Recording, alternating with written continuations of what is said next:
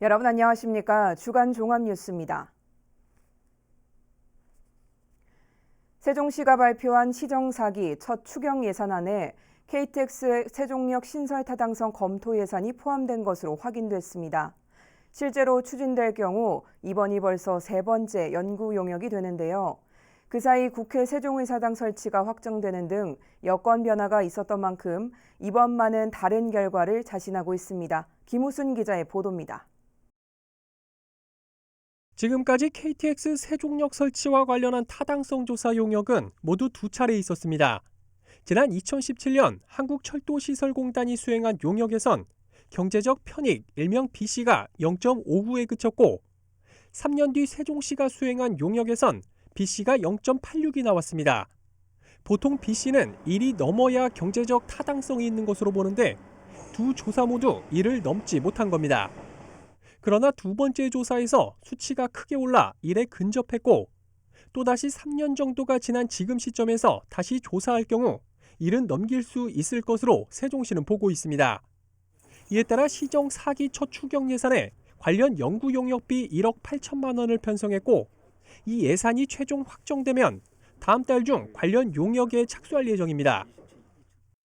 인구 증가와 더불어서 대통령 제2집무실과 국회 세종의사당 등의 국가사업이 확정이 됨에 따라 교통수요가 확실히 증가를 했을 거라고 보고 17년이나 20년보다는 더 높은 경제성이 나오지 않을까라고 생각이 돼서 관건은 역시 인근 지자체와 국토교통부 설득에 있습니다.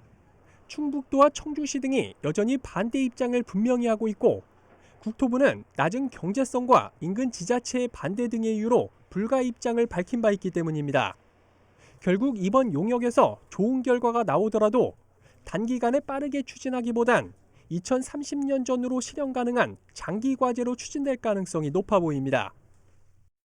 BC 분석의 문제도 있고 지역 간의 문제가 있기 때문에 그런 문제를 극복해 나가는 과정은 필요할 것이고 여건이 KTX 신설하는 데 점점 호전될 거라고 나는 믿고 있고 그때 KTX 역사 신설하는 것이 장기적으로 한편 이번에 추진될 연구 용역의 과업 내용 중엔 최민호 시장의 핵심 공약 가운데 하나인 조치원역 KTX 열차 정차와 관련된 경제성 도출도 포함될 것으로 확인됐습니다. 이는 KTX 세종역 타당성 검토 결과가 나오는 내년 8월보다도 이른 2, 3월쯤 먼저 나올 예정이어서 귀추가 주목되고 있습니다. BTV 뉴스 김우순입니다. 100세 시대를 맞아 평생학습에 대한 중요성과 관심이 날로 커지고 있는데요. 이런 가운데 세종시가 국내를 넘어 세계가 인정하는 평생학습 도시로 성장하고 있다는 소식입니다. 어떤 이야기인지 김우순 기자가 전합니다. 세종인재평생교육진흥원이 주관하는 세종시민대학, 일명 집현전입니다. 세종시 평생학습 문화 확산을 목표로 지난해부터 운영되기 시작했는데 올해 수강 인원만 2,000명이 넘을 정도로 인기가 좋습니다. 이 밖에 장애인과 비문해자 등 다양한 계층을 대상으로 한 체계적인 평생학습 사업이 진행 중입니다. 이러한 성과를 바탕으로 세종시가 유네스코 평생학습 연구원으로부터 글로벌 학습도시 네트워크 가입을 승인받았습니다. 평생학습을 장려하고 경제와 문화 번영, 지속 가능한 발전 등을 모색하는 일종의 정보 교환 플랫폼인데 현재 64개 나라 229개 도시가 가입돼 있습니다. 세종시는 지난해 말 가입 신청을 했고 국내 11개 신청 도시 가운데 논산, 화성시와 더불어 이번에 최종 가입이 확정됐습니다. 우리 세종시가 평생학습 분야에서 그동안 펼쳤던 사업과 정책들이 국제적으로 인정받았다는 데서 의의가 있는 것 같습니다. 그리고 앞으로 국내 우수 평생학습 도시와 네트워크를 구축하고 세미나 등 공동행사 기획을 통해서 세계적이고 선도적인 평생학습 도시로 발전해 나갈 수 있을 것으로 기대합니다. 한편 세종시는 교육부로부터 지난 2019년 평생학습 도시로 지정받은 데 이어 지난해와 올해 2년 연속 장애인 평생학습 도시로 선정된 바 있습니다. BTV 뉴스 김우순입니다. 아산시가 시민들이 제안한 내년도 주민참여 예산 선정을 위한 온라인 투표를 진행합니다. 투표 기간은 오는 16일까지로 한 사람당 2개씩 선택할 수 있습니다. 보도에 김장섭 기자입니다. 버스를 탈 때 어르신들의 무거운 짐꾸러미를 대신 들어주고 몸이 불편한 어르신을 부축해 안전하게 승하차를 도와주는 시내버스 안내원. 돌봄이 필요한 이웃의 반차를 전달하고 외로운 독거노인을 위한 생일 잔치까지. 모두 아산 시민이 내년에 반영해달라며 시에 제안한 사업들입니다. 이렇게 제안된 사업의 타당성 등을 검토한 아산시는 내년도 주민참여 예산 사업에 모두 14개 후보를 선정했습니다. 신호등 모퉁이 안전사고 예방 시스템을 비롯해 장영실 과학관 노후 전심을 교체, 횡단보도 주변 무더위 쉼터 및 쉼의자 설치 등으로 시는 사업의 우선순위를 결정하기 위해 온라인 투표를 진행합니다. 투표는 오는 16일까지로 아산시 누리집을 통해 할 수 있으며 한 사람당 2개 사업을 선택할 수 있습니다. 아산시가 내년에 편성할 주민참여 예산은 8억 9천만 원. 시는 이번 온라인 투표와 주민참여위원회의 투표를 합산해 결정된 우선순위에 따라 총 사업비 내에서 사업을 추진할 계획입니다. BTV 뉴스 김장섭입니다. 지난 2017년 동남구청사 복합개발로 철거된 천안 시민의 종이 철거한 지 5년이 넘도록 시민의 품으로 돌아오지 못하고 있습니다. 시민의 종 재설치를 위한 대책이 시급하다는 지적이 제기됐습니다. 송용환 기자의 보도입니다. 지난 2005년 13억여 원을 들여 설치한 천안 시민의 종. 3.1절과 광복절, 시민의 날, 새해맞이 등 매년 4차례 타종 행사를 가졌습니다. 하지만 2017년 동남구청사 개발이 이루어지면서 종각은 구청사와 함께 철거됐고 종은 제작업체인 진천성종사에 보관돼 있습니다. 보관료는 연간 420만 원입니다.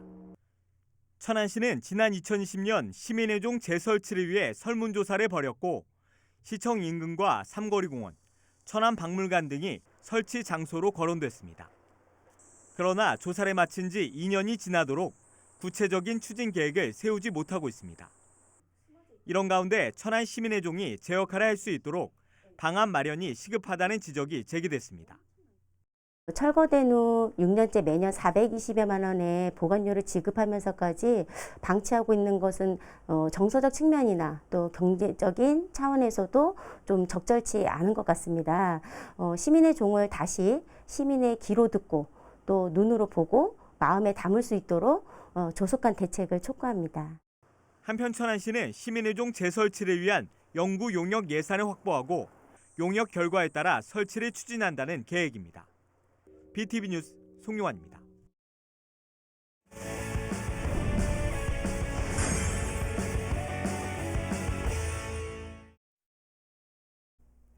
인터뷰인 시간입니다.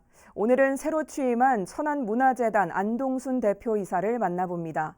안동순 대표이사는 천안 시민이 문화예술을 향유하고 만족할 수 있는 고품격 문화도시를 만들겠다고 밝혔습니다. 김선욱 기자가 만나봤습니다. 안동순 대표님 안녕하세요. 예, 안녕하세요. 네, 반갑습니다. 이번에 천안문화재단 대표에 취임하셨어요. 막중한 임무를 맡으셨는데 취임 소감 한 말씀 해주시죠. 예, 시민 여러분 안녕하세요. 천안문화재단 대표이사 안동순입니다. 문화예술을 통해서 천안 시민과 소통하며 새로운 창립 10주년인 천안문화재의 대표로 취임하면서 천안 시민의 문화예술 향유권 확대라는 무거운 책임감과 시민과 함께 소통하며 천안의 문화예술 진흥을 위해서 동행할 수 있다는 믿음과 기대 속에 무겁고도 기쁜 마음으로 이 자리를 함께 맡게 되었습니다. 저는 문화재단 설립 전부터 개최되었던 천안 흥타는 축제를 기획한 바 있고 축제를 재단에 이관하는 등 재단에 함께했던 많은 경험이 있으며 항상 문화재단과 흥타는 축제에 대한 애정을 가지고 지금까지도 지켜봐 왔습니다. 지난 10년 동안 천안문화재단은 천안예술의 전당과 함께 시립미술관, 천안영상미디어센터를 운영하며 공연사업, 기획 전시, 문화예술 교육, 생활문화 및 예술인 지원 등 시민 중심의 미래형 지향적인 문화예술 프로그램을 기획하고 운영하였으며 시민과 함께 꾸준히 성장해 왔습니다. 네. 앞으로도 천안문화재단은 문화예술을 감당시키고 행복을 주는 고품격 문화도시를 만들기 위해서 시민과 소통하며 지역 문화 발전과 중심이 되는 문화 생태계를 조성하겠습니다. 예. 앞서 말씀드렸듯이 올해로서 벌써 재단이 10년이 넘어서 이제 20년을 향해 가고 있거든요. 그만큼 또 신임 대표로서 포부가 있으실 텐데 어떤 계획을 갖고 계신가요? 천안문화재단은 지금까지 직원 여러분들의 열정과 노력으로 지난 10년간 끊임없이 성장하였고 그 결과 시민이 만족하는 문화도시로 조금씩 다가가고 있다고 생각합니다.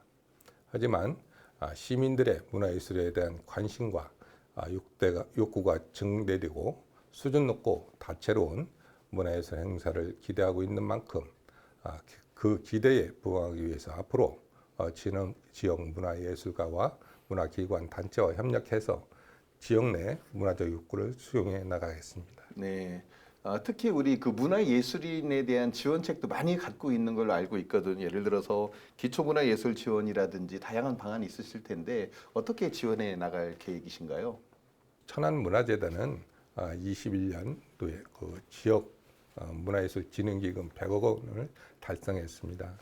문화재단의 발전과 문화예술 진흥의 활성화를 도모하기 위해서 기틀을 마련했다고 생각합니다.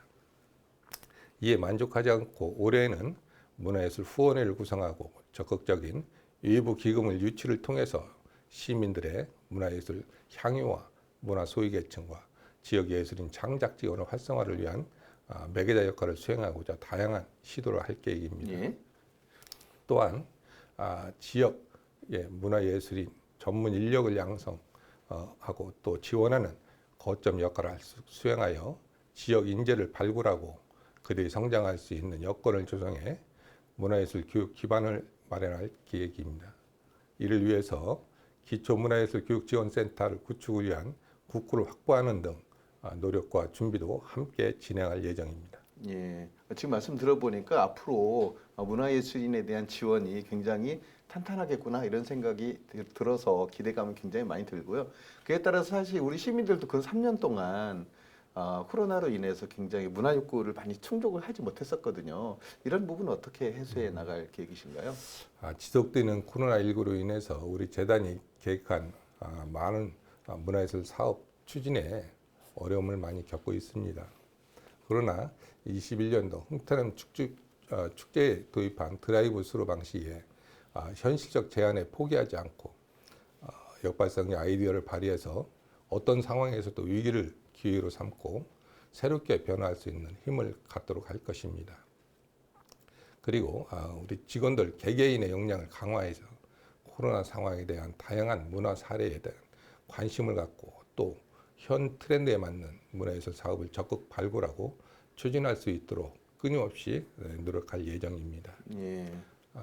우리 문화재단은 설립 목적에 따라 시민이 공감하는 문화 정책을 기반으로 전문성과 자율성 그리고 독립성을 가지고 새로운 변화에 부응하면서 시민들의 문화예술 향유를 위한 다채로운 사업을 추진할 것입니다. 예.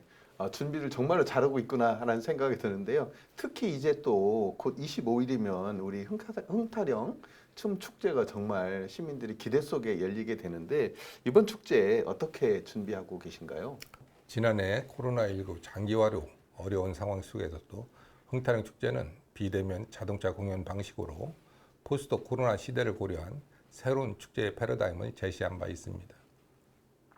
코로나19 상황 이후 3년 만에 대면 축제로 돌아온 흥타령 축제는 축제의 메인 프로그램인 전국 춤 경연대회와 국제춤 대회, 전 세대가 함께 즐길 수 있는 다채로운 기획 초청 공연 등 많은 볼거리와 즐길거리를 준비하고 있습니다.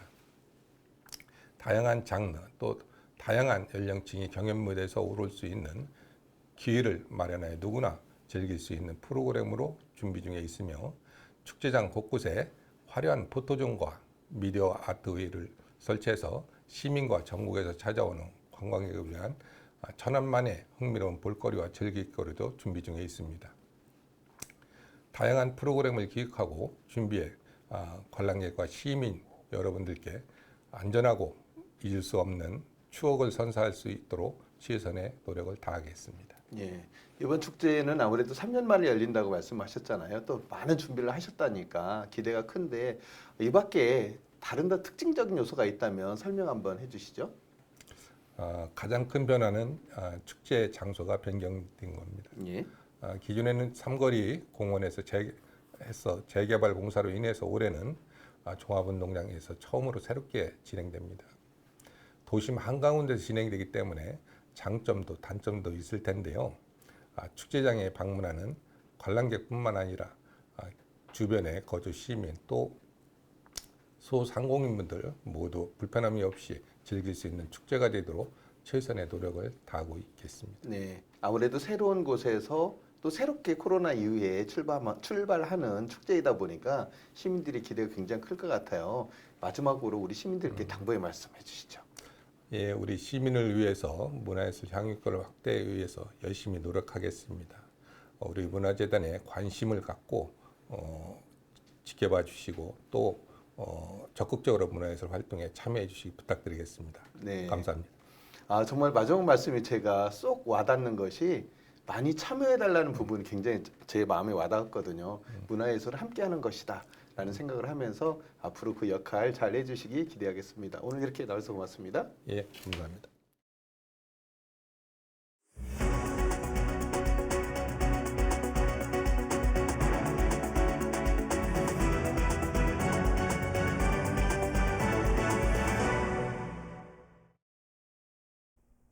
아산 원도심 온양온천 살리기 시민 비상대책위가 문화재 보호 규제로 인해 원도심 개발이 제한되면서 상권과 공동체가 붕괴되고 있다며 규제 완화를 촉구하고 나섰습니다. 비대위는 앞으로 원도심 개발과 규제 철폐를 위한 범시민 서명운동에 돌입할 계획입니다. 보도에 김장석 기자입니다. 주상복합 건립이 추진되고 있는 온양 원도심의 한 부지. 당초 47층 규모의 2개 동으로 계획돼 있었지만 인근에 있는 충남도 문화재 자료인 이충무공 사적비의 보존과 경관 문제 등을 이유로 충남도 문화재위원회 심의를 2차례나 통과하지 못했고 층수를 36층까지 낮춰 다시 심의를 기다리고 있습니다. 현재 도지정 문화재 자료 보호구역 외곽 경계로부터 300m 내에서 높이 32m, 약 10층 이상의 건물을 지으려면 충남도 문화재위원회에 개별 심의를 받아야 합니다. 때문에 신정비와 연계돼 이충무공 사적비가 있는 온양 원도심 지역에서 추진되고 있는 주상복합 건설 사업 대부분이 당초 계획과 달리 층수를 낮추는 등 심의를 통과하는 데 애를 먹고 있습니다. 이런 가운데 아산 원도심 온양온천 살리기 시민 비상대책위원회가 원도심 개발 규제 완화를 촉구하고 나섰습니다. 시민들로 구성된 비대위는 과도한 규제로 인해 원도심에 대한 투자 계획이 철회되거나 축소되고 있다며 이는 원도심 상권과 공동체 붕괴를 더욱 가속화시킬 것이라고 우려를 나타냈습니다. 이에 비대위는 문화재와 개발이 상생할 수 있도록 규제 개선을 충남도와 아산시에 요청했습니다.